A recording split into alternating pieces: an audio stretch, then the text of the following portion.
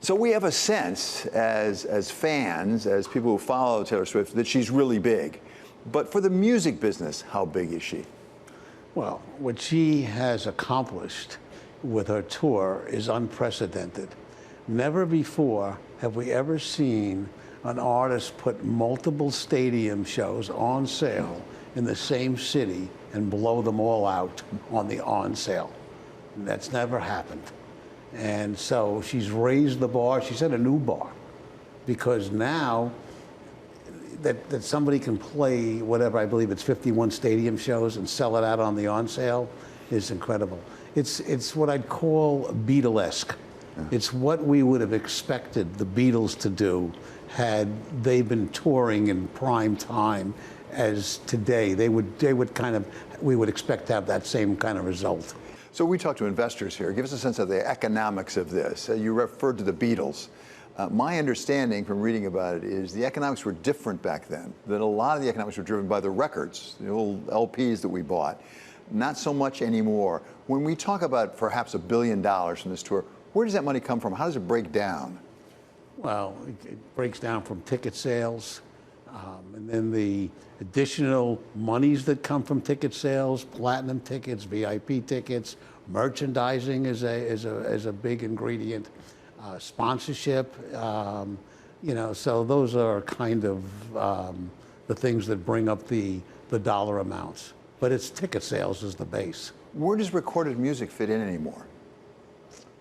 Well, today you can have a record that's number one and be 100,000 or 50,000 units.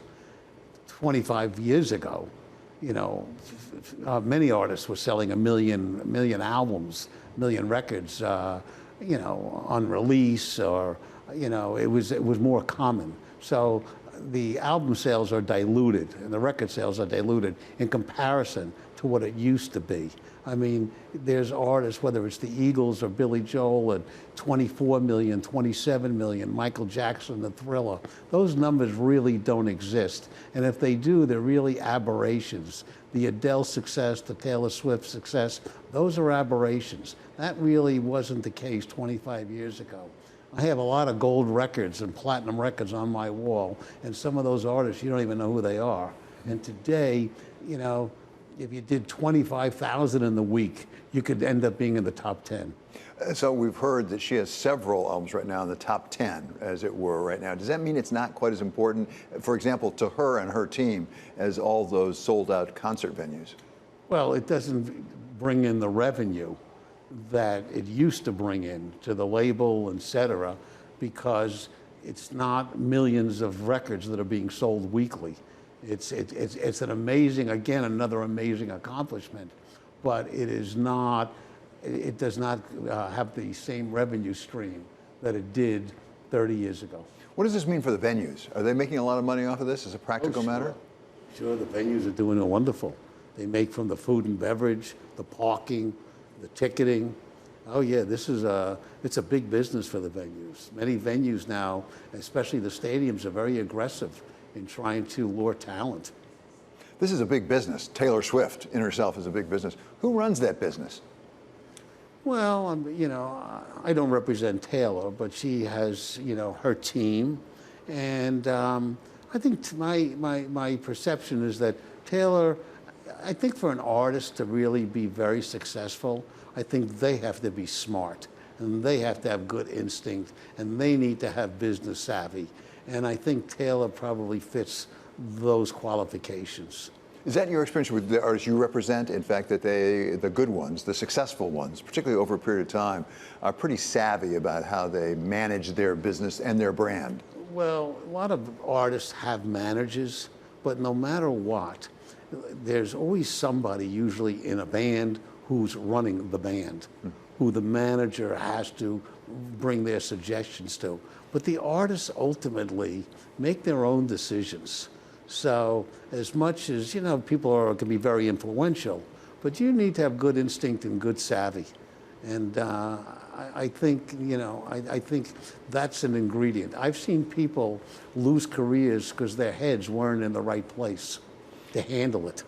One of the things we hear a lot about is selling the catalog, particularly for artists who are farther along in their career than Taylor Swift. Go take us through the economics of that, whether that makes sense, because I've heard some people say that's not a good idea because you're selling your birthright. And on the other hand, there's a lot of money sitting out there, has been recently, private equity and others buying catalogs. I think it's a personal decision. You get into your 70s, some people want to take the money now. Some people want to avoid a conflict with their family in the future of how their music will, how they're going to handle the money, how the catalog will be handled. So, and some people see it as an opportunity, and greed always wins, so, it's hard to tell somebody, hey, I'm 72 years old, I can get, 250 million for my catalog. You can't take it with you.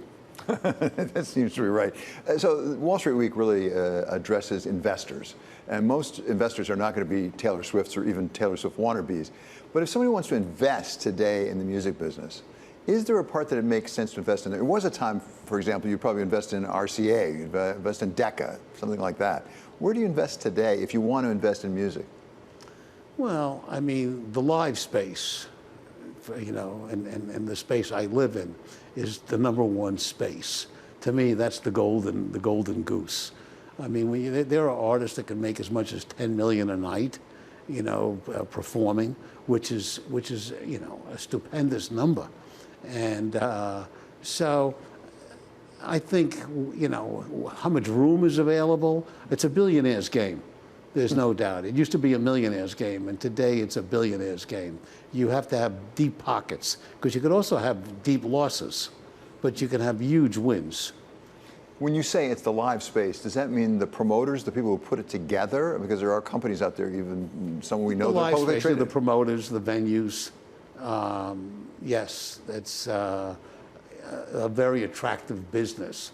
It's not for everyone. Yeah. Again, you have to have deep pockets, because as many as the Taylor Swifts and the Billy Joels and the Metallicas and the Bad Bunnies that you have, there are a lot that never get to that level either. And sometimes you're responsible for growing some of these artists, and sometimes, money wins when it's time, when they get to the upper echelon, that people buy them. Yeah, fascinating. Is it a good business? Oh, I've had a good time. Well, it's a fun business, with, it's like being an athlete in a way. You're an athlete, is it fun playing baseball? It has its pressures, it has its moments, but to play baseball for a living, so to be a participant in music, which was kind of a fun activity. And I look at it like I go to a lot of parties, big concerts, but they're big parties.